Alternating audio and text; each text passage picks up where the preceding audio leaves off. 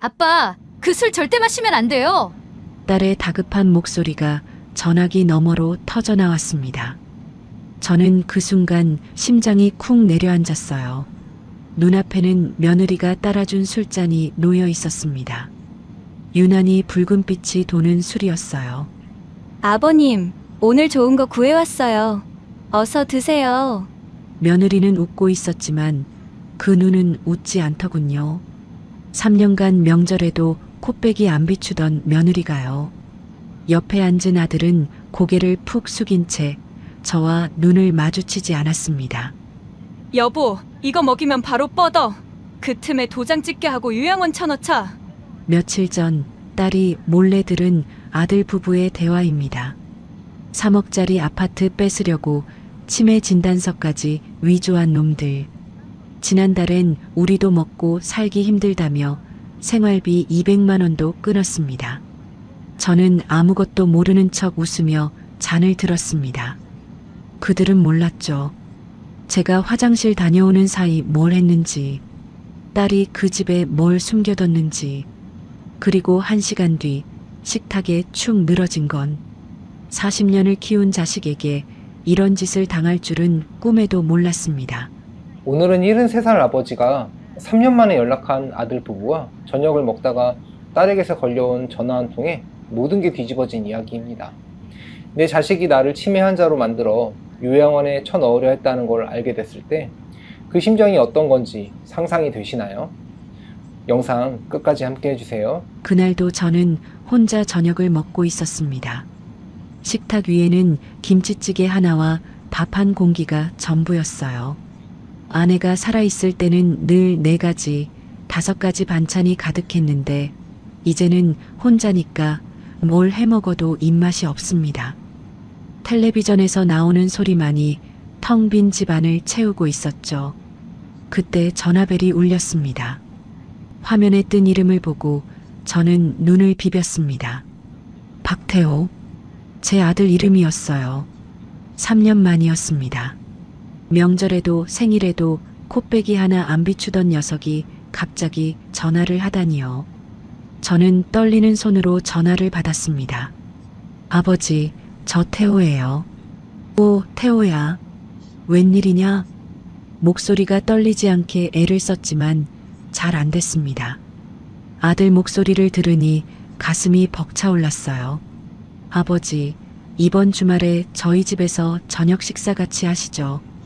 제가 아버지 좋아하시는 갈비찜 해놓을게요. 저는 전화기를 꽉 움켜쥐었습니다. 3년 동안 연락 한 통 없던 아들이 밥을 먹자고 하다니요. 의아하면서도 기뻤습니다. 아들이 이제야 철이 들었나 싶기도 했어요. 그래. 가마. 아버지가 갈게. 전화를 끊고 나서 한참 동안 멍하니 앉아 있었습니다. 아내 영정 사진이 눈에 들어왔어요. 여보, 들었어? 태호가 밥 먹자고 전화했어. 그놈이 이제야 철이 좀 들었나 봐. 5년 전 아내 김순자가 암으로 세상을 떠났습니다. 장례식 때 태호는 왔지만 그 이후로는 바쁘다는 핑계만 대며 얼굴을 비추지 않았어요. 추석에도 설날에도 전화 한 통이 전부였죠. 그마저도 형식적인 안부뿐이었습니다. 그런 아들이 먼저 연락을 해왔으니 얼마나 기뻤겠습니까? 주말이 됐습니다. 저는 옷장에서 가장 깨끗한 옷을 꺼내 입었습니다. 아내가 생전에 사준 남색 점퍼였어요. 거울 앞에서 머리도 빗고 면도도 깔끔하게 했습니다. 혼자 살다 보니 거울 볼 일이 없었는데 오랜만에 제 얼굴을 보니 주름이 참 많이 늘었더군요. 아들 집 현관문 앞에 서니 심장이 두근거렸습니다. 초인종을 누르자 문이 열렸어요. 아버님 오셨어요? 며느리 최유라였습니다. 그런데 이게 웬일입니까? 결혼하고 10년 넘게 저한테 눈도 제대로 안 마주치던 며느리가 두 손을 모아 인사를 하는 겁니다. 아이고 아버님, 어서 들어오세요. 저는 어리둥절했습니다. 유라는 원래 시아버지인 저한테 퉁명스럽기로 유명했거든요. 명절에도 인사 한마디 없이 방에 틀어박혀 있던 며느리였습니다. 그런 며느리가 환하게 웃으며 반기다니요. 아버지, 오셨어요? 태호도 거실에서 나와 저를 맞았습니다. 오냐 왔다. 식탁에는 음식이 가득했습니다. 갈비찜, 잡채, 나물 몇 가지에 탕까지. 이렇게 푸짐한 상을 받아본 게 얼마만인지 모르겠어요. 저는 괜히 목이 메어왔습니다. 식사가 시작됐습니다. 태호는 연신 제 건강을 걱정하고 유라는 반찬을 덜어주며 극진히 대접했어요. 그런데 말입니다. 식사 중간에 유라가 불쑥 이런 말을 꺼냈습니다. 아버님, 요즘 뭐 드시고 사세요? 냉장고에 뭐 있기는 한 거예요? 응, 뭐 있지. 김치도 있고. 제가 대답을 채 끝내기도 전에 유라가 말을 잘랐습니다. 아이고, 어르신들은 대충대충 드시니까 탈이 나시지. 제대로 된 거 좀 챙겨 드셔야죠. 순간 젓가락을 든 손이 멈췄습니다. 핀잔이었어요. 분명히 핀잔이었습니다. 저를 걱정하는 게 아니라 무시하는 말투였어요. 하지만 저는 내색하지 않았습니다. 오랜만에 만난 자리인데 분위기를 깨고 싶지 않았거든요. 태호가 말을 이었습니다. 아버지, 요즘 깜빡하는 거 없으세요? 가스 끄는 거 잊어버린다든지. 아니, 난 괜찮아. 아직 정정하다. 제가 손을 내저었지만 유라가 다시 끼어들었습니다. 아버님 연세에 혼자 사시면 위험해요. 치매라도 오시면 어쩌려고. 치매라니요. 저는 그 말에 가슴이 철렁 내려앉았습니다. 왜 갑자기 치매 이야기가 나오는 건지 이해가 안 됐어요. 하지만 저는 웃으며 넘겼습니다. 며느리가 걱정해서 하는 말이라고 그렇게 생각하기로 했습니다. 식사가 끝나갈 무렵 태호가 조심스럽게 말을 꺼냈습니다. 아버지, 사실 제가 요즘 사업이 좀 어려워서요. 사업이? 무슨 일인데? 거래처에서 대금을 안 줘서 자금이 막혔어요. 급하게 5천만 원만 있으면 돌릴 수 있는데. 저는 아들의 얼굴을 바라봤습니다. 태호의 눈이 피곤해 보였어요. 사업한다는 게 쉽지 않구나. 그런 생각이 들었습니다. 5천이면 되냐? 네, 급한 불만 끄면 금방 갚을 수 있어요. 저는 고개를 끄덕였습니다. 그 돈이면 제 노후 자금 거의 전부였지만 아들이 어려우면 도와줘야죠. 그게 부모 아닙니까? 알았다. 다음 주에 마련해 줄게. 태호의 얼굴이 환해졌습니다. 유라도 옆에서 웃었어요. 저는 그 웃음이 진심이라고 믿었습니다. 며칠 뒤 반가운 전화가 왔습니다. 아빠, 나 은정이야. 나 한국 들어왔어. 딸 은정이었습니다. 10년 전 남편 이상철의 미국 지사 발령으로 건너가 살던 아이가 드디어 귀국한 겁니다. 은정이? 정말이냐? 언제 왔어? 어제 들어왔어. 아빠, 나 오빠네 들러서 인사하고 아빠 집으로 갈게. 그래, 그래. 아빠가 맛있는 것 해놓고 기다릴게.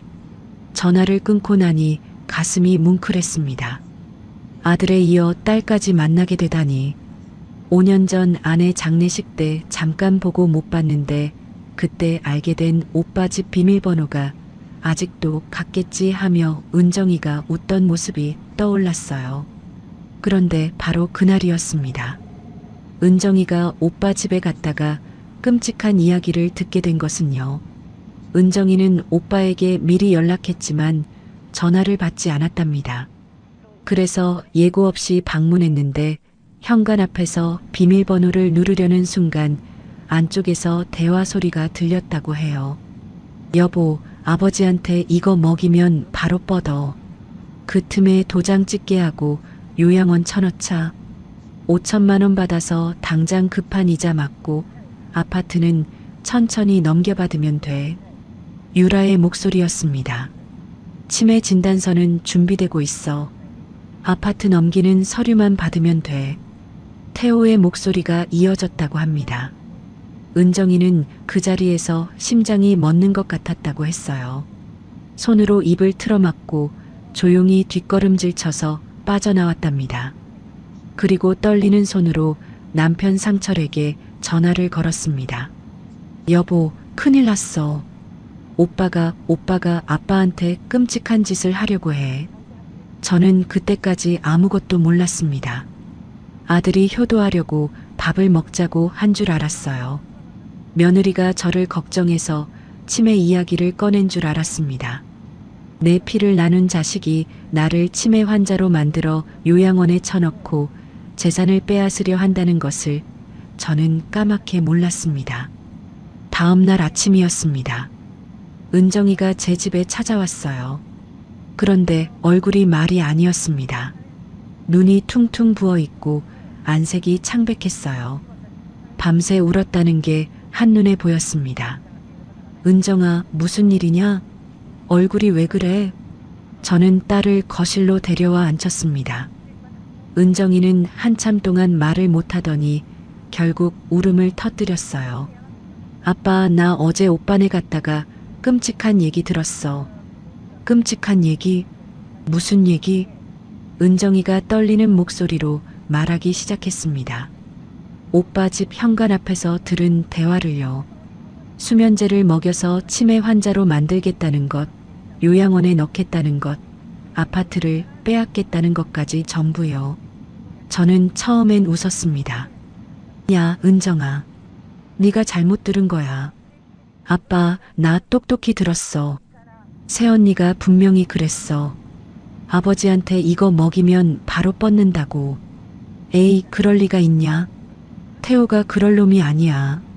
저는 손을 내저었습니다. 내 아들이 그런 짓을 할 리가 없다고 그렇게 믿고 싶었어요. 아니, 믿어야만 했습니다. 오빠가 요즘 효도한다고 얼마나 잘하는데. 지난주에 밥도 먹자고 하고 다음 주에도 오라고 하고. 괜히 남매 사이 나쁘게 만들지 마라.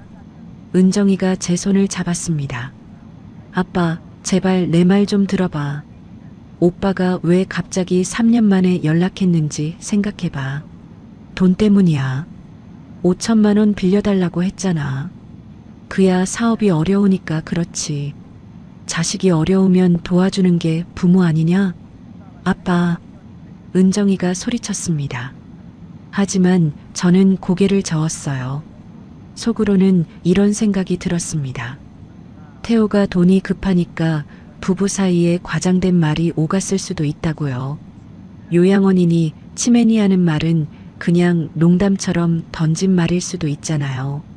설마 진짜로 그런 짓을 하겠습니까? 아빠는 믿고 싶지 않은 거야. 오빠가 그런 인간이라는 걸 인정하고 싶지 않은 거잖아. 은정이의 말이 가슴에 박혔습니다. 하지만 저는 인정할 수 없었어요. 내가 피땀 흘려 키운 아들이 아버지를 치매 환자로 만들려 한다니 그게 말이 됩니까? 은정아, 그만해라. 아버지 머리 아프다. 저는 자리에서 일어났습니다. 은정이가 뒤에서 불렀지만 저는 방으로 들어가 문을 닫아버렸어요. 은정이는 그날 집으로 돌아가며 결심했다고 합니다. 아버지가 안 믿으면 증거를 보여주겠다고요. 아버지 눈으로 직접 보게 만들겠다고요. 그래서 남편 상철과 밤새 대책을 논의했답니다. 여보, 오빠네 집에 카메라를 설치하자. 그래야 증거가 남아. 위험하지 않아? 들키면 어떡해? 들키면 안 되지. 근데 이대로 가만히 있을 순 없잖아. 우리 아빠야. 상철이 고개를 끄덕였다고 해요. 그리고 다음날 초소형 카메라 2대를 구해왔답니다. 한편 그 시각 태호네 집에서는 다른 일이 벌어지고 있었습니다. 태호는 거실 소파에 앉아 머리를 쥐어뜯고 있었어요. 앞에는 사채업자에게서 온 문자 메시지가 떠 있었습니다. 박태호 씨, 이번 달 안에 5천만 원 안 갚으면 집으로 찾아갑니다. 가족들한테도 다 알릴 겁니다. 태호의 빚은 총 2억 원이었습니다. 사업이 망하고 나서 이자가 눈덩이처럼 불어난 거죠. 이번 달 안에 5천만 원이라도 갚지 못하면 정말로 끝장이었어요. 유라가 옆에 앉았습니다. 여보, 아버지한테 5천만 원 받기로 했잖아. 그거로 일단 급한 불 끄고 아파트는 천천히 넘겨받으면 돼. 근데 아버지가 순순히 아파트를 넘기겠어? 그러니까 내가 방법을 찾아놨잖아. 유라가 서랍에서 작은 약봉지를 꺼냈습니다. 인터넷에서 구한 수면 유도제였어요. 이거 술에 타서 며칠간 먹이면 돼. 그러면 자꾸 졸고 멍해지고 딱 치매 증상처럼 보여. 그때 병원 데려가서 치매 진단받게 하고 요양원에 넣는 거야. 그게 되겠어? 이미 진단서는 준비하고 있잖아. 내 친구 남편이 브로커 알아봐줬어. 돈만 주면 진단서 만들어준대. 태호는 한참 동안 말이 없었습니다. 아버지 얼굴이 떠올랐을 겁니다. 평생 허리 휘도록 일해서 자기를 대학까지 보내준 아버지. 사업 미천도 대준 아버지. 하지만 빚쟁이들이 집에 들이닥치면 어떻게 됩니까? 아내와 아이들이 길거리에 나앉게 생겼는데요. 어쩔 수 없지 뭐. 태호가 고개를 끄덕였습니다. 유라의 입꼬리가 올라갔어요. 잘 생각했어. 이번 주말에 아버지 또 부르자. 그때부터 시작하면 돼. 그날 저녁 태호에게서 전화가 왔습니다. 아버지, 이번 주말에 또 오세요. 저번에 아버지 잡채 맛있게 드시는 거 보니까 기분이 좋더라고요. 그래, 또 오라고? 네, 제가 이번엔 삼겹살 구워드릴게요. 저는 기뻤습니다. 아들이 연달아 밥을 먹자고 하다니요. 역시 은정이가 잘못 들은 게 틀림없다고 생각했어요. 진짜 나쁜 마음을 품은 놈이 이렇게 아버지한테 잘할 리가 없잖아요. 전화를 끊고 저는 콧노래를 흥얼거렸습니다. 여보, 들었어? 태호가 또 오래. 그놈이 진짜 달라졌나 봐. 아내 영정 사진을 보며 혼잣말을 했습니다. 그때 저는 정말 행복했어요. 아들이 효도하려는 줄로만 알았으니까요. 그 주말이었습니다. 저는 또 아들 집에 갔습니다. 은정이가 뭐라고 했든 저는 아들을 믿기로 했어요. 내 새끼가 설마 그런 짓을 하겠냐고 스스로를 다독였습니다.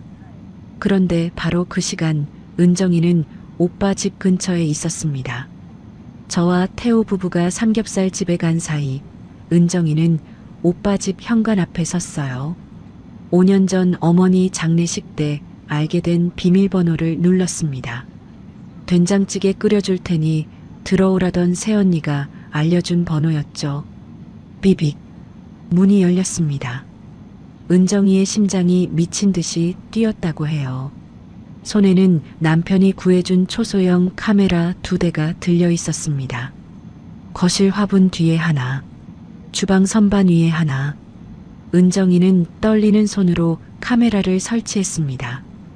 혹시 들킬까봐 숨이 막힐 것 같았다고 해요. 하지만 아버지를 지켜야 한다는 생각뿐이었답니다.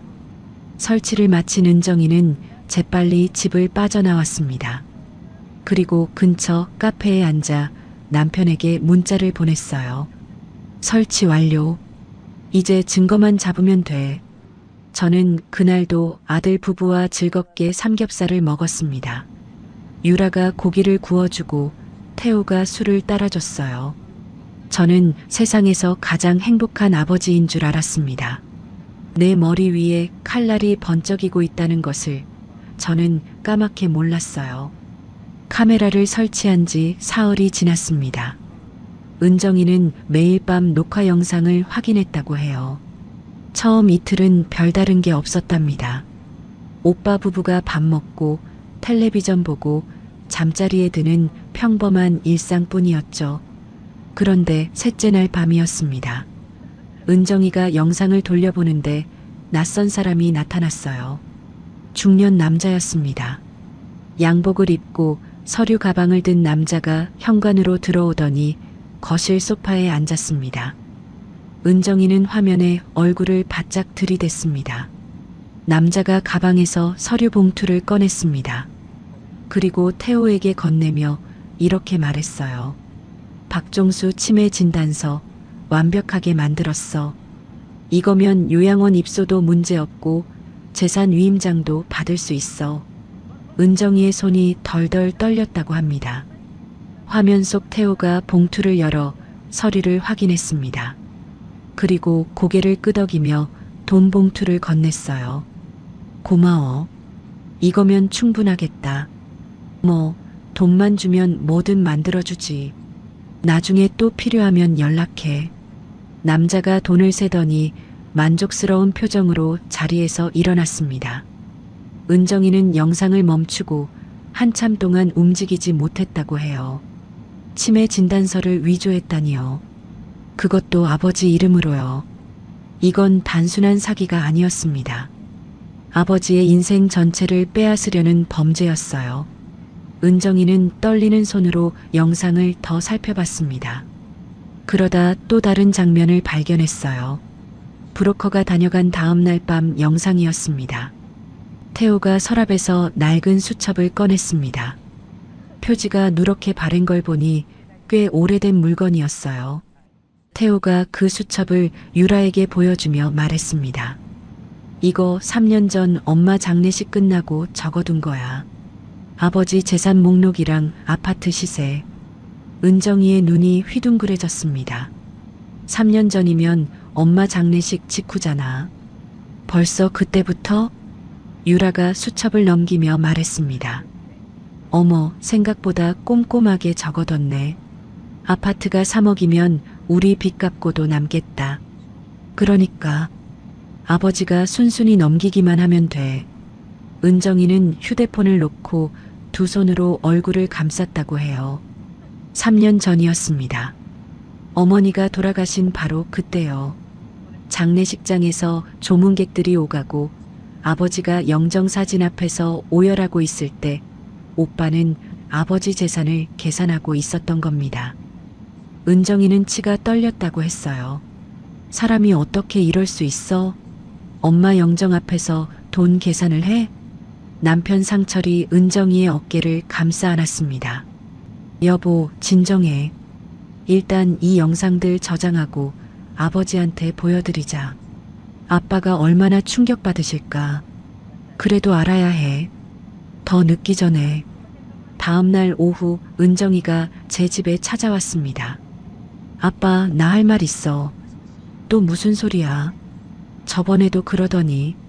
저는 손을 내저었습니다. 솔직히 또 그 이야기를 꺼낼까봐 듣기 싫었어요. 하지만 은정이가 휴대폰을 꺼내 들었습니다. 아빠, 이거 봐. 내가 오빠네 집에 카메라 설치했어. 이게 그 영상이야. 뭐? 카메라를? 저는 어이가 없었습니다. 남의 집에 몰래 카메라를 설치하다니요. 하지만 은정이의 눈빛이 너무 진지해서 일단 화면을 봤습니다. 낯선 남자가 서류 봉투를 건네는 장면이 나왔습니다. 박종수 치매 진단서 완벽하게 만들었어. 저는 눈을 의심했습니다. 박종수? 제 이름이었어요. 태호가 봉투를 열어 서류를 확인하는 장면이 이어졌습니다. 화면을 멈추자 서류가 클로즈업 됐어요. 거기에는 제 이름과 주민등록번호, 그리고 치매 진단서라는 글자가 선명하게 찍혀 있었습니다. 손이 떨렸습니다. 이게 뭐냐? 이게 뭐냐고. 은정이가 다음 영상을 틀었습니다. 태호가 낡은 수첩을 꺼내 유라에게 보여주는 장면이었어요. 이거 3년 전 엄마 장례식 끝나고 적어둔 거야. 아버지 재산 목록이랑 아파트 시세. 저는 그 자리에 주저앉았습니다. 다리에 힘이 풀렸어요. 눈앞이 캄캄해지면서 현기증이 밀려왔습니다. 가슴 깊은 곳에서 뜨거운 무언가가 치밀어 올라와 목구멍을 막는 것 같았어요. 3년 전이라고요. 순자가 죽은 바로 그날이라고요. 저는 그날 영정사진 앞에서 얼마나 울었는지 몰라요. 평생을 함께한 아내를 보내는데 가슴이 찢어지는 것 같았습니다. 그런데 내 아들은 그 자리에서 내 재산을 계산하고 있었다니요. 아빠, 괜찮아? 은정이가 저를 부축했지만 저는 아무 말도 할 수 없었습니다. 한참 뒤에야 입이 떨어졌어요. 내가 평생 허리 휘도록 일해서 그놈 대학 보내고 사업 미천 대줬는데 목소리가 떨렸습니다. 그놈이 나를 치매 환자로 만들어서 요양원에 쳐넣고 내 재산을 빼앗겠다고 주먹을 꽉 쥐었습니다. 손톱이 손바닥을 파고들었지만 아프지 않았어요. 가슴이 더 아팠으니까요. 그것도 네 엄마 장례식 날부터 계획을 했어? 사람이냐 그게? 사람이 그럴 수가 있어? 눈물이 흘렀습니다. 분에서 나오는 눈물이었어요. 억울해서 나오는 눈물이었습니다. 은정이가 제 손을 잡았습니다. 아빠, 이제 믿어? 저는 고개를 끄덕였습니다. 더 이상 부정할 수가 없었어요. 그래, 이제 내 눈으로 똑똑히 봤다. 한참을 울고 나니 분노가 밀려왔습니다. 당장 경찰에 신고하자. 저놈들 감옥에 보내야 해. 저는 벌떡 일어났습니다. 하지만 은정이가 제 팔을 잡았어요. 아빠, 잠깐만. 지금 신고하면 안 돼. 왜? 증거 있잖아. 이 영상만으론 부족해. 아직 실제로 아빠한테 약을 먹인 건 아니잖아. 계획만 세운 거지. 저는 멈칫했습니다. 은정이 말이 맞았어요. 변호사 말로는 영상 증거랑 현행범 체포가 같이 있어야 확실하게 처벌할 수 있대. 그러니까 우리가 함정을 파야 해. 함정? 오빠가 실제로 아빠한테 약을 먹이려는 현장을 잡아야 해. 그래야 놈들이 빠져나갈 구멍이 없어. 저는 이를 악물었습니다. 내 손으로 키운 자식에게 함정을 파야 하다니요. 세상에 이런 일이 있습니까? 하지만 어쩔 수 없었어요. 저놈들이 먼저 아비한테 함정을 팠으니까요. 알았다. 어떻게 하면 되냐? 은정이가 제 손을 꼭 잡았습니다. 아빠, 이번 주말에 오빠가 또 밥 먹자고 하면 가셔야 해. 그리고 거기서 새언니가 술을 권하면 절대 마시지 마. 내가 전화할 테니까 그때 움직여.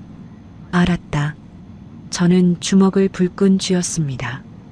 평생 자식들 잘 되라고 허리가 휘도록 일만 했는데 그 자식이 나를 이렇게 만들었습니다. 분했습니다. 억울했습니다. 하지만 그보다 더 큰 감정이 있었어요. 배신감이었습니다. 피를 나눈 자식에게 배신당한 아비의 심정을 아십니까?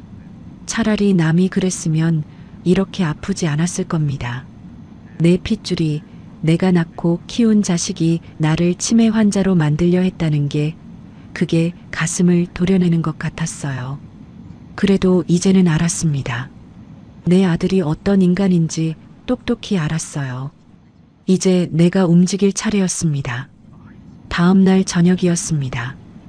은정이 남편 상철이 변호사 한 명을 데리고 왔어요. 상철의 대학 동창이라고 했습니다. 형사 전문 변호사였어요. 장인어른 영상 잘 봤습니다. 확실한 증거입니다. 변호사가 고개를 끄덕였습니다. 하지만 이것만으론 부족합니다. 아직 실제로 약을 투여한 건 아니니까요. 계획 단계에서 잡으면 처벌이 약해질 수 있어요. 그럼 어떻게 해야 합니까? 현행범으로 잡아야 합니다. 실제로 약을 먹이려는 순간을 포착해야 해요. 그래야 상해미수, 사기, 문서 위조까지 전부 적용할 수 있습니다. 저는 고개를 끄덕였습니다. 그러니까 놈들이 실제로 저한테 약을 먹이려는 현장을 잡아야 한다는 뜻이었어요. 장인어른께서 직접 미끼가 되셔야 합니다. 위험하실 수 있지만 이 방법이 가장 확실합니다.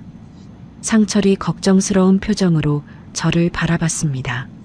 아버님, 괜찮으시겠어요? 저는 주먹을 꽉 쥐었습니다. 괜찮다. 내 손으로 저놈들 잡아야지. 남한테 맡길 수 없어. 작전 회의가 시작됐습니다. 은정이가 노트에 계획을 적어가며 설명했어요. 아빠, 이번 주말에 오빠가 또 밥 먹자고 하면 가셔야 해. 평소처럼 아무것도 모르는 척하고. 알았다. 거기서 새언니가 술을 권하면 절대 마시면 안 돼. 내가 실시간으로 카메라 영상을 보고 있을 테니까 새언니가 약 타는 순간 바로 전화할게. 그럼 내가 뭘 하면 되냐? 전화 받으면 일단 자리를 피해. 화장실 간다고 하든지. 그리고 그 틈에 잔을 바꿔치기 해. 잔을 바꿔? 응. 아빠 잔이랑 새언니 잔을. 새언니 잔에는 약이 안 들어있을 테니까. 저는 고개를 갸웃했습니다. 그게 될까 싶었어요. 눈치채면 어쩌지? 은정이가 제 손을 잡았습니다. 아빠 할 수 있어. 새언니가 약탄수를 아빠한테 먹이려 했다는 증거만 있으면 돼. 나머지는 경찰이 알아서 할 거야. 상철이 덧붙였습니다. 제가 미리 경찰에 상황을 알려놓겠습니다. 은정이 연락하면 바로 출동할 수 있게요. 저는 깊은 숨을 들이쉬었습니다. 내 아들한테 함정을 파야 하다니. 평생 이런 일이 있을 줄 몰랐어요. 하지만 저놈들이 먼저 아비한테 함정을 팠잖아요. 이건 정당방위입니다. 알았다. 해보자. 며칠 뒤 예상대로 태호에게서 전화가 왔습니다. 아버지, 이번 주말에 또 오세요. 유라가 아버지 좋아하시는 갈비찜 해놓는다고 하네요. 그래, 또 불러주냐? 네, 아버지 얼굴 보면 기분이 좋아요. 저는 속이 뒤집어지는 것 같았습니다. 저 입에서 어떻게 저런 말이 나오는지. 하지만 내색하면 안 됐어요. 저는 아무것도 모르는 아버지 연기를 해야 했습니다. 그래, 간다. 아버지가 갈게. 전화를 끊고 나서 한참 동안 멍하니 앉아 있었습니다. 연기를 할 수 있을까? 저놈들 얼굴 보고 웃을 수 있을까? 모르겠더군요. 평생 거짓말 한 번 안 하고 살았는데 이 나이에 연기를 하라니. 하지만 어쩔 수 없었습니다. 거울 앞에 서서 웃어봤어요. 어색했습니다. 입꼬리가 실룩거리기만 하고 자연스럽게 안 됐어요. 박종수, 넌 할 수 있어. 저놈들이 널 어떻게 생각하는지 떠올려봐. 치매 환자로 만들어서 요양원에 처넣겠다던 그 대화가 떠올랐습니다. 아내 장례식 날 재산 목록을 적었던 그 수첩이 떠올랐어요. 분노가 치밀어 올랐습니다. 그래, 할 수 있어. 저놈들 앞에서 웃어줄 수 있어. 저는 이를 악물었습니다. 주말 당일 아침이었습니다. 저는 일찍 일어나 거울 앞에 섰습니다. 평소처럼 행동하는 연습을 했어요.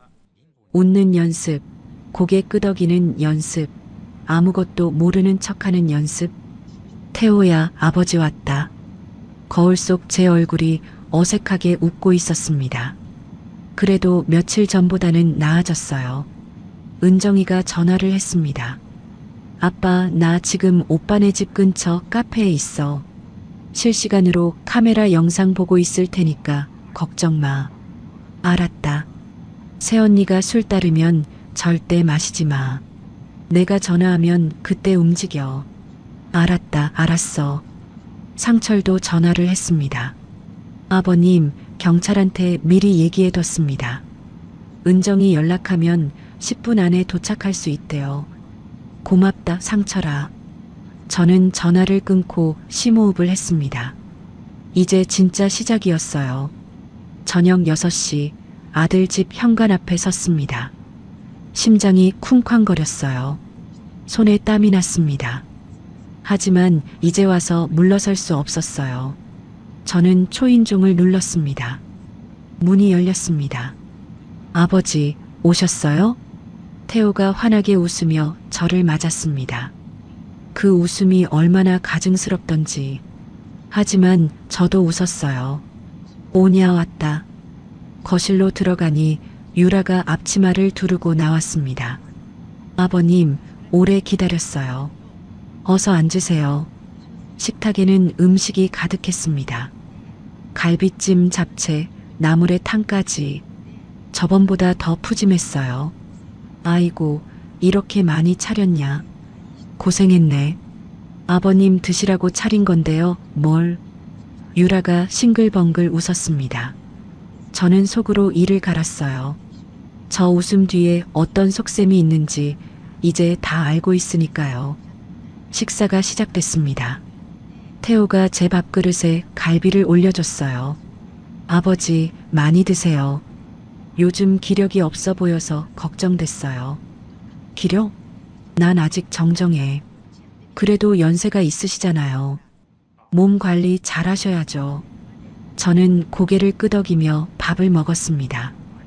음식 맛은 하나도 안 느껴졌어요. 긴장이 돼서 목구멍으로 넘어가지 않았습니다. 식사가 반쯤 진행됐을 때였습니다. 유라가 자리에서 일어나 주방으로 갔습니다. 잠시 후 작은 술병을 들고 돌아왔어요. 아버님, 제가 몸에 좋다는 귀한 약수를 구했어요. 기력 회복에 최고래요. 저는 긴장했습니다. 드디어 올 게 왔구나. 유라가 제 앞에 작은 잔을 놓았습니다. 그리고 술병을 기울여 술을 따랐어요. 아버님 잔이요. 이어서 자기 잔에도 같은 병에서 술을 따랐습니다. 저도 한잔 할게요. 아버님 건강을 위해서. 저는 잔을 바라봤습니다. 맑은 술이 담겨 있었어요. 겉으로 봐서는 아무것도 모르겠더군요. 바로 그때였습니다. 주머니 속 전화기가 진동했어요. 아, 전화 왔네. 저는 전화기를 꺼내 화면을 봤습니다. 은정이었습니다. 심장이 쿵 내려앉았어요. 여보세요? 은정이의 다급한 목소리가 들려왔습니다. 아빠, 그 술 절대 먹지 마세요. 응? 지금 화면으로 다 보여요. 아까 새언니가 주방에서 아빠 잔에만 약을 넣는 걸 봤어요. 새언니 잔에는 아무것도 안 탔어요. 저는 숨을 삼켰습니다. 아빠 들려요? 그 술 절대 마시면 안 돼요. 알았다. 저는 전화를 끊었습니다. 태호가 물었어요. 누구예요, 아버지? 저는 애써 웃었습니다. 아, 아는 사람이야. 별거 아니야. 잔을 바라봤습니다. 저 안에 내 아들과 며느리가 탄 약이 들어 있었어요. 나를 치매 환자로 만들려는 약이, 나를 요양원에 쳐넣으려는 약이. 이제 내가 움직일 차례였습니다. 저는 침착하게 말했습니다. 화장실 좀 다녀올게. 네, 아버님. 천천히 다녀오세요. 유라가 웃으며 대답했습니다. 저는 자리에서 일어나 화장실로 향했어요. 문을 닫자마자 떨리는 손으로 휴대폰을 꺼냈습니다. 은정이에게 문자를 보냈어요. 잠 바꿀 테니까 지켜봐라. 답장이 바로 왔습니다. 아빠 조심해. 경찰 대기 중이야. 저는 심호흡을 했습니다. 거울 속 제 얼굴이 창백했어요. 손이 덜덜 떨렸습니다. 70평생 이렇게 긴장해 본 적이 없었어요. 하지만 해야 했습니다. 저놈들이 나한테 한 짓을 생각하면 이 정도는 아무것도 아니었어요. 저는 세면대에 물을 틀고 얼굴을 씻었습니다. 차가운 물이 정신을 번쩍 들게 했어요. 거울 속 제 눈을 똑바로 바라봤습니다. 박종수, 넌 할 수 있어. 화장실 문을 열고 나왔습니다. 식탁에는 태호와 유라가 앉아서 기다리고 있었어요. 제 앞에 놓인 술잔이 눈에 들어왔습니다. 저 안에 약이 들어있다는 걸 알고 보니 소름이 끼쳤어요. 아버지, 오셨어요? 어서 앉으세요. 태호가 의자를 빼주었습니다. 저는 천천히 자리에 앉았어요. 유라가 말했습니다. 아버님, 술 식기 전에 드세요. 따뜻할 때 드셔야 효과가 좋대요. 그래, 그래. 저는 잔을 바라봤습니다. 어떻게 바꿀까? 머릿속이 하얘졌어요. 그때 문득 생각이 떠올랐습니다. 저는 손을 뻗어 잔을 들었습니다. 그리고 일부러 손을 부르르 떨었어요. 마치 노인네가 손이 떨리는 것처럼. 아이고. 잔이 기울어지면서 술이 쏟아졌습니다. 식탁보 위로 술이 흥건하게 퍼졌어요. 아이고, 아버님. 유라가 화들짝 놀라며 벌떡 일어났습니다. 괜찮으세요? 손 안 대셨어요? 아니, 괜찮아. 손이 떨려서 그만. 잠깐만요. 행주 가져올게요. 유라가 허둥지둥 주방으로 뛰어갔습니다. 태호도 자리에서 일어나며 말했어요. 저도 휴지 좀 가져올게요. 둘 다 자리를 비운 순간이었습니다. 저는 재빨리 움직였어요. 유라의 잔을 집어 제 앞으로 가져왔습니다. 그리고 엎어진 제 잔은 그 자리에 그대로 뒀어요. 심장이 터질 것 같았습니다. 손이 떨려서 잔을 놓칠 뻔했어요. 유라가 행주를 들고 돌아왔습니다. 아이고, 어머님 생각나네. 어머님도 연세 드시니까 손이 떨리셨는데. 유라가 식탁을 닦으며 말했습니다. 저는 애써 웃었어요. 미안하다. 늙으니까 손이 말을 안 들어. 괜찮아요, 아버님. 제가 다시 따라드릴게요. 유라가 술병을 들었습니다. 그런데 저는 손을 내저었어요. 아니야, 됐어. 며느리 잔에 남은 거 내가 마실게. 어차피 같은 술이잖아. 저는 유라의 잔, 그러니까 지금 제 앞에 있는 잔을 들어 보였습니다. 유라가 잠깐 멈칫했어요. 하지만 자기 잔에는 약을 타지 않았으니까 별 생각이 없었겠죠. 아, 네. 그러세요. 유라가 어색하게 웃었습니다. 저는 잔을 입에 대는 척 했습니다. 하지만 마시지 않았어요. 그리고 잔을 내려놓으며 말했습니다. 아이고, 내가 요즘 위가 안 좋아서 공복에 술이 안 넘어가네. 아, 그러세요? 며느리가 먼저 한잔하고 나면 나도 마실게. 저는 술병을 들어 유라의 빈잔에 술을 따랐습니다. 아까 약을 타지 않은 원래 술을요. 유라는 잠시 망설였습니다. 하지만 시아버지가 권하는데 거절할 수 없었겠죠. 네, 그럼 아버님 건강을 위해서. 유라가 잔을 들어 입에 댔습니다. 술이 유라의 목으로 넘어가는 걸 저는 똑똑히 봤습니다. 유라가 잔을 비우고 내려놓았어요. 그리고 아무렇지 않게 웃었습니다. 아버님도 드세요. 그래, 그래. 저는 대충 얼버무리며 시간을 끌었습니다. 밥을 더 먹는 척, 반찬을 집는 척 하면서요. 유라가 이상한 낌새를 눈치채면 안 됐거든요. 10분이 지났습니다. 유라의 눈이 약간 풀리기 시작했어요. 자꾸 눈을 깜빡거렸습니다. 오늘 왜 이렇게 피곤하지? 피곤해? 무리했나 보네. 태호가 유라를 바라봤습니다. 아직 눈치를 못 챈 것 같았어요. 20분이 지났습니다. 유라의 고개가 앞으로 꺾이기 시작했습니다. 눈꺼풀이 무거워 보였어요. 여보, 나 좀 이상해. 왜? 어디 아파? 아니, 갑자기 졸려서. 유라가 손으로 이마를 짚었습니다. 그러더니 몸이 휘청거렸어요. 30분이 지났을 때였습니다. 유라가 식탁에 축 늘어졌습니다. 머리가 탁 하고 식탁에 부딪혔어요. 접시가 덜그럭 소리를 냈습니다. 여보, 왜 이래? 태호가 벌떡 일어나 유라를 흔들었습니다. 하지만 유라는 반응이 없었어요. 완전히 기절한 거였습니다. 여보, 일어나. 왜 이래, 갑자기. 태호가 유라의 볼을 때리며 소리쳤습니다. 저는 천천히 자리에서 일어났습니다. 태호가 저를 올려다봤습니다. 아버지, 유라가 갑자기 이러는데 어떡해요? 119 불러야 하나? 저는 태호를 똑바로 바라봤습니다. 이제 연기를 할 필요가 없었어요. 야, 박태호. 목소리가 낮게 깔렸습니다. 내 마누라가 내 잔에 뭘 탔는지 그걸 내 마누라가 마셨어.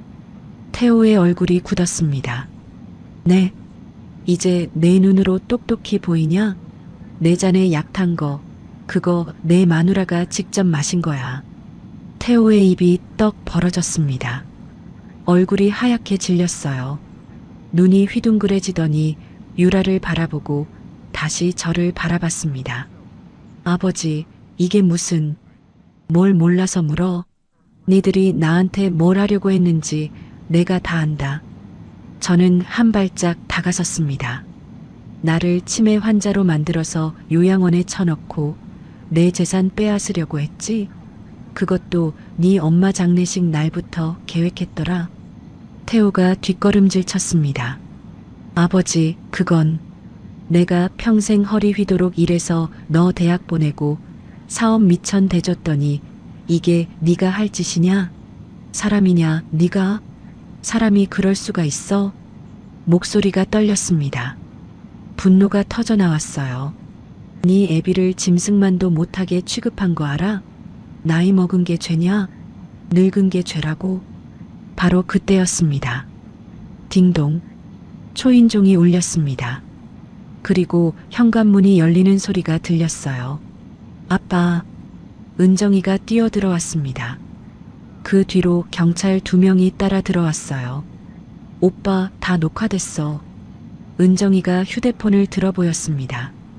오늘 새언니가 아빠 자네 약 타는 장면, 치매 진단서 위조하는 장면, 3년 전부터 계획했다는 장면까지 전부 찍혔어.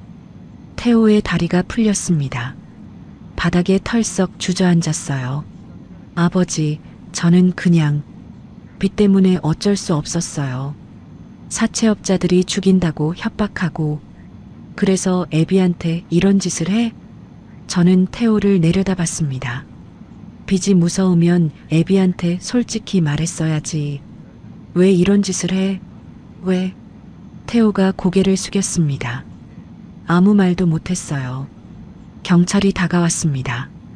박태호 씨, 일단 서로 가셔야겠습니다. 상해미수와 사기, 문서 위조 혐의가 있습니다. 경찰이 태호를 일으켜 세웠습니다. 또 다른 경찰이 쓰러진 유라 옆에서 무전을 쳤어요. 구급차 요청합니다. 의식불명 환자 있습니다. 저는 창밖을 바라봤습니다. 밖이 어두웠어요. 언제 해가 졌는지도 몰랐습니다. 은정이가 제 옆에 와서 팔을 잡았습니다. 아빠, 괜찮아? 저는 대답하지 못했어요. 가슴이 뻥 뚫린 것 같았습니다. 시원한 게 아니라 허전한 거였어요. 내 손으로 키운 자식을 경찰에 넘겼다는 사실이 실감이 나지 않았습니다. 그래도 해야 했어요.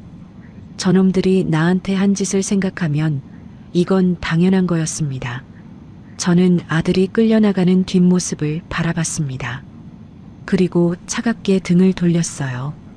경찰 조사가 시작된 다음 날이었습니다.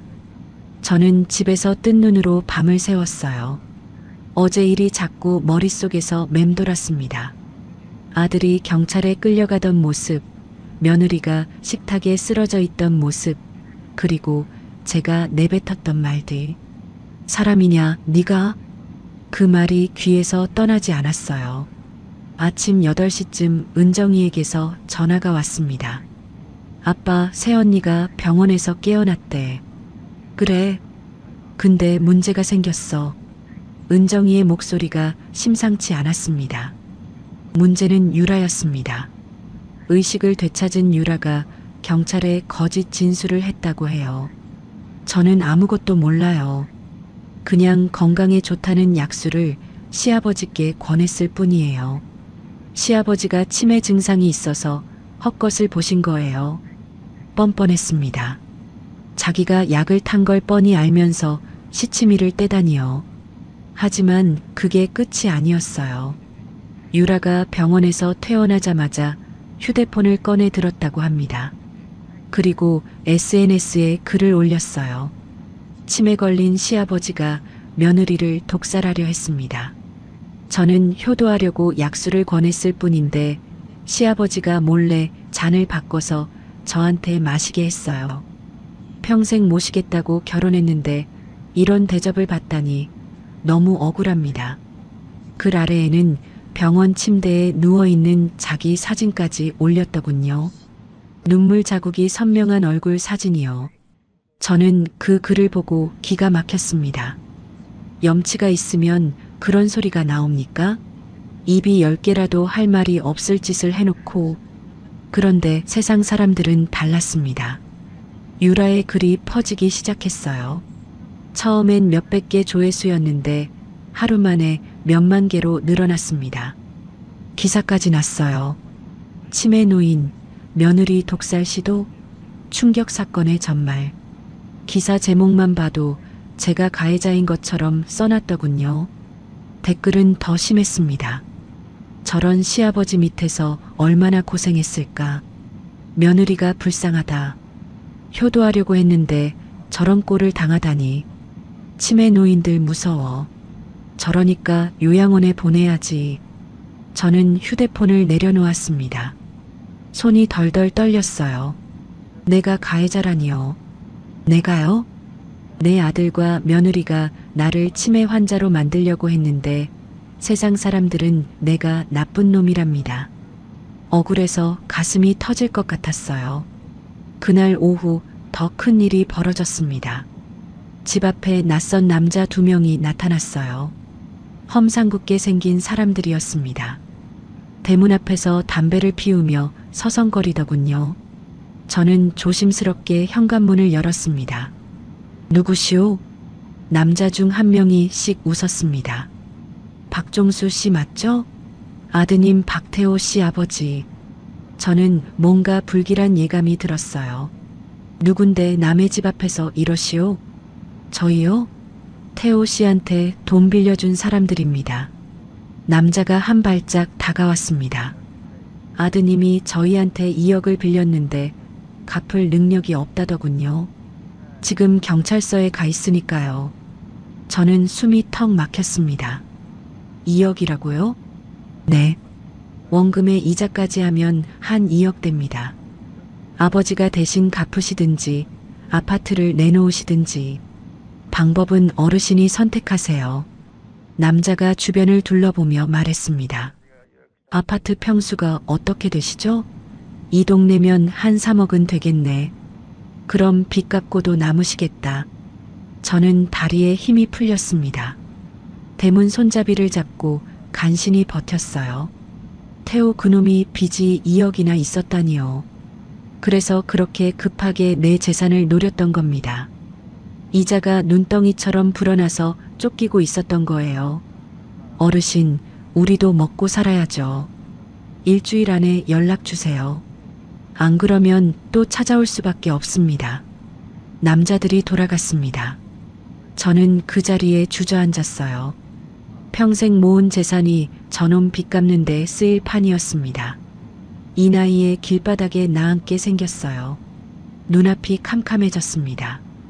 은정이가 달려왔습니다. 아빠, 무슨 일이야? 전화했는데 왜 안 받아? 저는 대답을 못했어요. 멍하니 앉아만 있었습니다.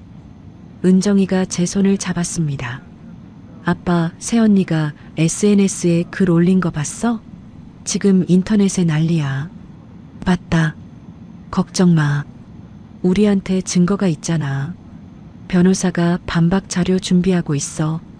저는 고개를 끄덕였습니다.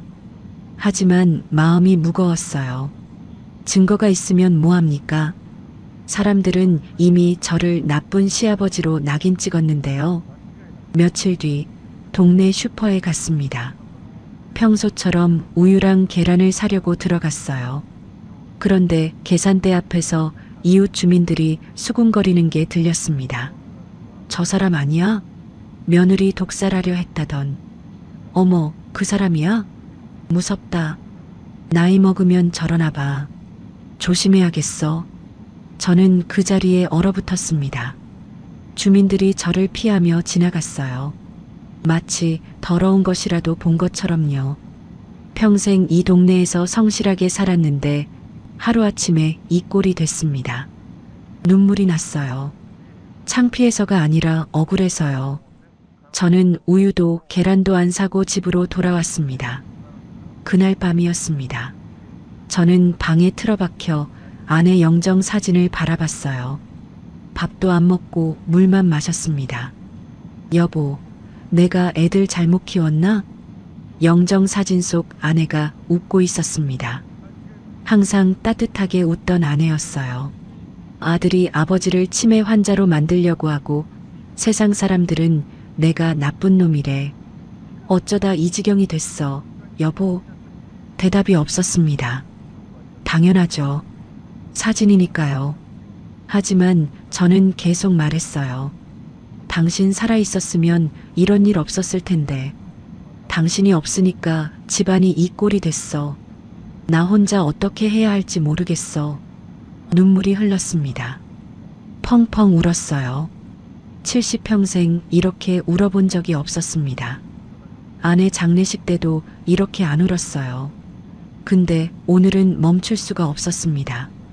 밖에서 문 두드리는 소리가 들렸습니다. 아빠, 나야. 문 열어. 은정이 목소리였습니다. 하지만 저는 대답하지 않았어요. 아빠, 제발 문 열어. 밥은 먹었어? 저는 어둠 속에 가만히 앉아 있었습니다. 아빠, 우리가 반드시 이길 수 있어. 증거가 있잖아. 포기하면 안 돼. 은정이가 계속 문을 두드렸습니다. 하지만 저는 입을 열 수가 없었어요.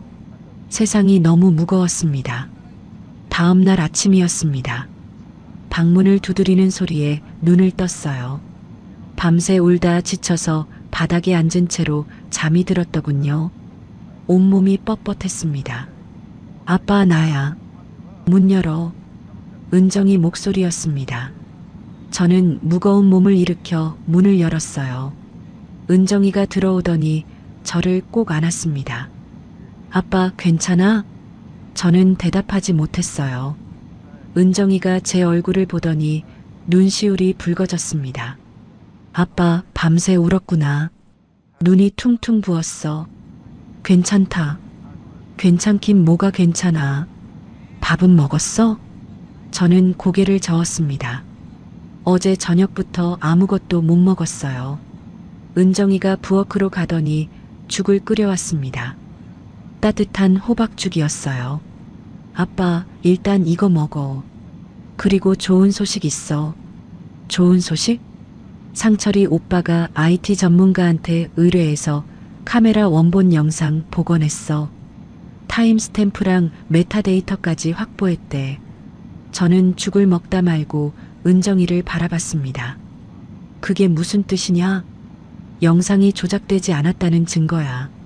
새언니가 아무리 거짓말해도 이 영상 앞에서는 못 버텨. 은정이의 눈이 빛났습니다. 변호사가 오늘 검찰에 증거 제출한대. 이제 진짜 끝이야, 아빠. 그로부터 한 달이 지났습니다. 검찰이 태호와 유라를 정식 기소했어요. 혐의는 사기, 문서 위조, 상해 미수였습니다. 재판 날짜가 잡혔습니다. 저는 그날 아침 일찍 일어나 양복을 꺼내 입었어요. 아내가 살아있을 때 사준 검정 양복이었습니다. 거울 앞에 서니 주름투성이 노인이 서 있더군요. 하지만 눈빛만큼은 흔들리지 않았어요. 오늘 끝을 내야 했습니다. 법정에 들어서니 방청석에 사람들이 가득했습니다. 기자들도 몇 명 보였어요.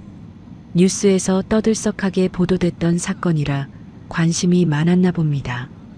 피고인석에 태호와 유라가 앉아 있었습니다.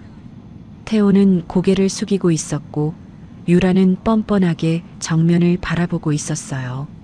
저와 눈이 마주치자 유라가 입꼬리를 실룩거렸습니다. 저는 그 눈빛을 똑바로 받아봤어요. 이제 더 이상 피하지 않았습니다. 재판이 시작됐습니다. 검사가 증거 자료를 제출했어요. 그리고 법정의 대형 화면에 영상이 나오기 시작했습니다. 첫 번째 영상이었습니다. 유라가 주방에서 작은 약봉지를 꺼내는 장면이 나왔어요. 그리고 술잔에 약을 넣는 모습이 선명하게 찍혀 있었습니다. 아버님 잔이요. 영상 속 유라의 목소리가 법정에 울려 퍼졌습니다. 방청석에서 웅성거리는 소리가 들렸어요. 저게 뭐야? 약 타는 거 아니야? 두 번째 영상이 나왔습니다. 낯선 남자가 서류 봉투를 건네는 장면이었어요. 박종수 치매 진단서 완벽하게 만들었어. 영상 속 남자의 목소리가 들렸습니다. 태호가 돈 봉투를 건네며 고맙다고 하는 장면까지 또렷하게 나왔어요. 방청석이 술렁였습니다. 세상에 진단서를 위조했다고? 저러고도 사람이야? 세 번째 영상이 나왔습니다. 태호가 낡은 수첩을 꺼내 유라에게 보여주는 장면이었어요. 이거 3년 전 엄마 장례식 끝나고 적어둔 거야. 아버지 재산 목록이랑 아파트 시세. 그 말이 법정에 울려 퍼지는 순간 방청석이 조용해졌습니다. 충격에 빠진 것 같았어요. 저도 다시 한번 가슴이 쿵 내려앉았습니다. 아무리 알고 있어도 다시 들으니 가슴이 찢어지는 것 같았어요. 검사가 말했습니다. 피고인 박태호와 최유라는 피해자 박종수 씨를 상대로 치밀하게 계획된 사기와 상해 미수를 저질렀습니다. 증거가 명백합니다. 유라의 변호사가 반박을 시도했습니다. 영상이 조작됐을 가능성을 배제할 수 없습니다. 하지만 검사가 추가 자료를 제출했어요. 디지털 포렌식 전문가의 감정서입니다. 타임스탬프와 메타데이터 분석 결과 영상에 어떠한 조작도 없음이 확인됐습니다. 유라의 얼굴이 굳었습니다. 더 이상 빠져나갈 구멍이 없었어요. 증인석에 설 차례가 됐습니다. 저는 천천히 자리에서 일어나 증인석으로 걸어갔습니다. 다리가 떨렸지만 한 발 한 발 내디뎠어요. 선서를 마치고 검사의 질문에 답하기 시작했습니다. 피해자 박종수 씨, 피고인들과의 관계를 말씀해 주십시오. 저는 마이크 앞에 섰습니다. 박태호는 제 아들입니다. 제가 낳고 키운 자식이요. 최유라는 그 아들의 아내, 제 며느리입니다. 목소리가 떨렸습니다. 하지만 멈추지 않았어요. 저는 평생 자식들 잘 되라고 허리가 휘도록 일했습니다. 건설 현장에서 50년을 뼈 빠지게 일해서 저 아들 대학 보내고 사업 미천도 대줬어요. 법정이 조용해졌습니다. 그런데 그 자식이 저를 치매 환자로 만들어서 요양원에 쳐넣고 제 재산을 빼앗으려 했습니다. 저는 태호를 바라봤습니다. 태호가 고개를 숙였어요. 그것도 제 아내, 저 아이 엄마 장례식 날부터 계획을 했다더군요. 아내 영정 앞에서 재산 계산을 하고 있었습니다. 방청석에서 한숨소리가 들렸습니다. 저는 아들을 믿고 싶었습니다. 설마 내 자식이 그러겠냐고 딸이 뭐라 해도 안 믿었어요. 하지만 영상으로 직접 보고 나서야 알았습니다. 눈물이 났습니다. 하지만 닦지 않았어요. 제 자식이 저를 사람으로 안 본 겁니다. 돈 뜯어먹을 호구로 요양원에 쳐넣으면 그만인 짐짝으로 본 거예요. 저는 숨을 고르고 말을 이었습니다. 나이 먹은 게 죄입니까? 늙은 게 죄예요? 평생 자식 위에 살았는데 돌아온 게 이겁니까? 재판부가 판결을 내렸습니다. 피고인 박태호에게 징역 3년, 피고인 최유라에게 징역 2년 6개월을 선고합니다. 피고인들을 법정 구속합니다. 법봉이 내려쳤습니다. 경찰들이 다가와 태호와 유라에게 수갑을 채웠습니다. 차가운 쇠가 손목을 감는 소리가 법정에 울렸어요. 유라가 소리쳤습니다. 말도 안 돼. 이게 뭐야? 하지만 아무도 거들떠보지 않았어요. 태호가 끌려나가기 직전 저를 바라봤습니다. 그리고 처음으로 입을 열었어요. 아버지, 죄송합니다. 저는 아들의 눈을 똑바로 바라봤습니다. 한때는 그렇게 예뻤던 아들이었어요. 돌잔치 때 두 손으로 돌을 움켜쥐던 아이, 초등학교 입학식 날 손을 꼭 잡았던 아이. 그 아이가 지금 수갑을 차고 끌려가고 있었습니다. 저는 말없이 고개를 돌렸습니다. 용서할 수 없었어요. 아직은요. 재판이 끝난 후 일주일쯤 지났습니다. 언론에서 진실이 보도됐어요. 유라가 올렸던 SNS 글이 거짓이었다는 게 밝혀지면서 여론이 뒤집어졌습니다.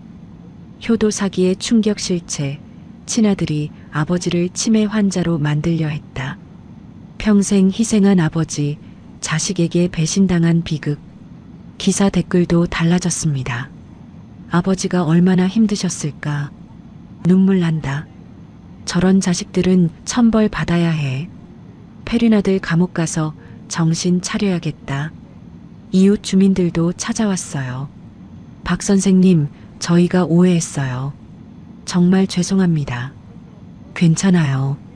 다 지난 일입니다. 저는 담담하게 대답했습니다.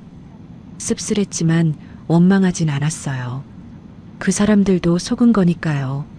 마지막으로 해결할 일이 남았습니다. 상철이 변호사를 통해 사채업자들에게 내용 증명을 보냈어요. 성인 자녀의 채무는 부모에게 상환 의무가 없습니다. 계속 협박할 경우 공갈죄로 고소하겠습니다. 며칠 뒤 사채업자들에게서 연락이 왔습니다. 알겠습니다. 더 이상 찾아가지 않겠습니다. 전화를 끊고 나니 가슴이 후련했어요. 이제 정말 끝이었습니다. 은정이가 제 손을 잡았습니다. 아빠, 다 끝났어. 이제 우리 새로 시작하자. 저는 고개를 끄덕였습니다. 창밖으로 햇살이 들어오고 있었어요. 오랜만에 보는 따뜻한 빛이었습니다. 재판이 끝나고 한 달이 지났습니다. 저는 결심을 했어요. 이 아파트를 떠나기로요. 이 집에는 추억이 너무 많았습니다. 아내와 함께 살던 추억, 아이들이 어릴 때 뛰어놀던 추억. 하지만 이제는 아픈 기억도 함께 서려 있었어요. 아들이 이 집을 빼앗으려고 했다는 사실이 매일 밤 떠올랐습니다. 새로 시작하고 싶었어요. 아빠, 우리 집 근처로 이사와. 내가 매일 들를 수 있게. 은정이가 그렇게 말했습니다. 저는 고개를 끄덕였어요. 이사날 아파트를 마지막으로 둘러봤습니다.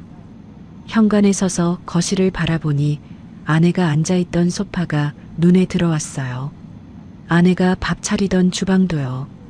여보, 나 이제 가네. 거기서 잘 지켜봐줘. 저는 현관문을 닫았습니다. 새 집은 은정이네 집에서 걸어서 10분 거리에 있는 작은 빌라였습니다. 방 2개에 거실 하나. 아담했지만 저 혼자 살기엔 충분했어요. 창문으로 햇살이 잘 들어오는 게 마음에 들었습니다. 은정이가 매일 아침 들렀어요. 아빠, 아침 먹었어? 먹었다, 먹었어. 뭐 먹었는데? 라면. 아빠. 은정이가 눈을 흘기며 부엌으로 들어갔습니다. 그리고 밥을 지어 반찬을 차려줬어요. 따뜻한 된장찌개에 계란말이, 나물 몇 가지까지. 아빠, 제대로 먹어야지. 라면만 먹으면 어떡해. 알았다, 알았어. 저는 웃으며 밥을 먹었습니다. 주말마다 은정이네 집에서 가족 식사를 했어요. 상철이가 고기를 굽고 은정이가 반찬을 차렸습니다. 손주들이 제 무릎에 앉아 재롱을 부렸어요. 할아버지, 이거 먹어. 할아버지, 나랑 놀아. 저는 손주들을 안고 웃었습니다. 이게 행복이구나. 이렇게 사는 게 행복이구나. 어느 날 저녁이었습니다. 상철이가 저를 데리고 동네 공원에 갔어요. 공원 벤치에 앉아 바둑을 뒀습니다. 상철이가 바둑을 잘 못 둬서 제가 맨날 이겼어요. 아버님, 저 또 졌네요. 허허, 자네는 수가 너무 급해. 천천히 생각하고 둬야지. 상철이가 웃었습니다. 아버님, 저한테 바둑 가르쳐 주세요. 제대로 배워보고 싶어요. 그래, 그럼 매주 나오자. 내가 가르쳐 줄게. 저는 상철이를 바라봤습니다. 참 좋은 사위였어요. 상철아. 네, 아버님. 자네 같은 사위를 둬서 내가 복받은 거야. 상철이가 머쓱해하며 고개를 숙였습니다. 아버님, 저야말로요. 아버님 같은 장인어른을 뵙게 돼서 영광입니다. 저는 코끝이 찡해졌어요. 진짜 가족이 뭔지 이제야 알겠더군요. 피를 나눈 자식이 아버지를 배신하는 세상에서 피 한 방울 안 섞인 사위가 저를 친아버지처럼 모셨습니다. 세상은 참 알다가도 모를 일이에요. 1년이 지났습니다. 어느 날 우편함에 편지가 와 있었어요. 발신인을 보니 교도소였습니다. 가슴이 철렁 내려앉았어요. 집에 들어와 편지를 뜯었습니다. 태호의 글씨였어요. 아버지, 저 태호입니다. 손이 떨렸습니다. 아버지, 제가 짐승만도 못한 짓을 했습니다. 교도소에서 매일 밤 아버지 얼굴이 떠올라 잠을 이룰 수가 없습니다. 평생 허리 휘도록 일하셔서 저를 키워주셨는데 저는 그 은혜를 원수로 갚았습니다. 평생 용서받지 못할 죄를 지었습니다. 그래도 아버지, 단 한 번만이라도 면회를 와주시면 안 될까요? 아버지 얼굴을 보고 직접 무릎 꿇고 빌고 싶습니다. 편지가 끝나 있었어요. 저는 한참 동안 그 자리에 앉아 있었습니다. 아들이 뉘우치고 있다고요? 진심일까요? 또 다른 속셈이 있는 건 아닐까요? 모르겠었어요. 믿어야 할지 말아야 할지. 저는 편지를 접어 서랍에 넣었습니다. 답장은 쓰지 않았어요. 용서는 아직 못하겠다. 하지만 네가 진심으로 뉘우친다면 언젠가는. 혼잣말이 흘러나왔습니다. 2년이 지났습니다. 추석이었어요. 은정이네 집에서 차례를 지냈습니다. 상에는 햇과일과 송편, 전이 가득했어요. 아내 영정 사진도 모셔왔습니다. 저는 영정 앞에 절을 올렸습니다. 여보, 나 잘 지내고 있어. 손주들이 옆에서 저를 따라했어요. 어설프게 허리를 숙이는 모습이 귀여웠습니다. 할아버지, 할머니한테 뭐라고 해? 할머니한테 건강하게 해달라고 빌어야지. 알았어. 손주들이 고사리 손을 모으고 눈을 꼭 감았습니다. 저는 그 모습을 보며 웃었어요. 식사를 마치고 은정이가 차를 내왔습니다. 저는 찻잔을 들고 아내 영정을 바라봤어요. 여보, 내가 은정이 잘 키웠지? 그 아이 덕에 내가 이렇게 편히 살고 있어. 영정 속 아내가 웃고 있었습니다. 항상 그랬듯이요. 저도 따라 웃었어요. 3년이 지났습니다. 어느 날 오후였습니다. 창밖을 내다보는데 낯익은 사람이 서 있었어요. 빌라 앞 골목에서 머뭇거리고 있었습니다. 태호였어요. 출소한 모양이었습니다. 머리가 짧아지고 얼굴이 많이 야위었더군요. 형무소에서 고생을 했나 봅니다. 태호가 천천히 빌라 앞으로 다가왔습니다. 그리고 현관 앞에 무릎을 꿇었어요. 마침 옆에 있던 은정이가 소리쳤습니다. 아빠, 나가지 마. 오빠 또 무슨 꿍꿍이가 있는지 몰라. 저는 창문 너머로 아들을 바라봤습니다. 무릎 꿇고 고개를 숙인 아들의 어깨가 들썩이고 있었어요. 울고 있는 것 같았습니다. 아빠, 제발. 또 당하면 어떡해. 은정이가 제 팔을 잡았습니다. 하지만 저는 은정이 손을 천천히 떼어냈어요. 은정아. 응? 그래도 내 자식이야. 저는 현관문을 열고 나갔습니다. 태호가 고개를 들었습니다. 얼굴이 눈물범벅이었어요. 코도 질질 흘리고 있었습니다. 70 먹은 늙은이가 아들의 그 꼴을 보니 마음이 아프더군요. 미운 놈인데도 아팠어요. 부모 마음이란 게 그런 겁니다. 아버지, 태호가 떨리는 목소리로 말했습니다. 아버지, 죄송합니다. 진심으로 죄송합니다. 저는 짐승만도 못한 놈입니다. 아버지를 그렇게 대하고도 사람이라고 할 자격이 없습니다. 태호가 머리를 바닥에 찧었습니다. 쿵 소리가 났어요. 아버지, 다시는 안 그러겠습니다. 남은 인생 속죄하며 살겠습니다. 아버지 발밑에서 빌어먹는 거지가 되더라도 원망 안 하겠습니다. 저는 아들을 내려다봤습니다. 한때는 제가 그렇게 예뻐했던 아들이었어요. 처음 걸음마를 뗐을 때 얼마나 기뻤는지 몰라요. 초등학교 운동회에서 달리기 1등 했을 때 제가 더 신났었습니다. 그 아이가 이렇게 됐어요. 누구 탓입니까? 세상 탓입니까? 아니면 저를 탓해야 합니까? 모르겠습니다. 하지만 확실한 건 하나 있었어요. 저 앞에 무릎 꿇은 저 사람이 제 아들이라는 것. 제가 낳고 키운 자식이라는 것. 일어나라. 제 목소리가 흘러나왔습니다. 태호가 고개를 들었어요. 눈물이 그렁그렁한 눈으로 저를 바라봤습니다. 들어와서 밥이나 먹어. 저는 손을 내밀었습니다. 태호가 그 손을 잡았어요. 거칠고 마른 손이었습니다. 저는 아들을 일으켜 세웠습니다. 집 안으로 들어오니 은정이가 굳은 표정으로 서 있었어요. 아빠, 은정아, 밥 좀 더 퍼와라. 부탁한다. 은정이가 한숨을 쉬며 부엌으로 갔습니다. 저는 태호를 식탁에 앉혔어요. 상철이가 묵묵히 수저를 하나 더 가져다 놓았습니다. 잠시 후 밥상이 차려졌습니다. 된장찌개, 계란말이, 김치, 나물. 소박한 밥상이었지만 가족이 둘러앉으니 풍성해 보였어요.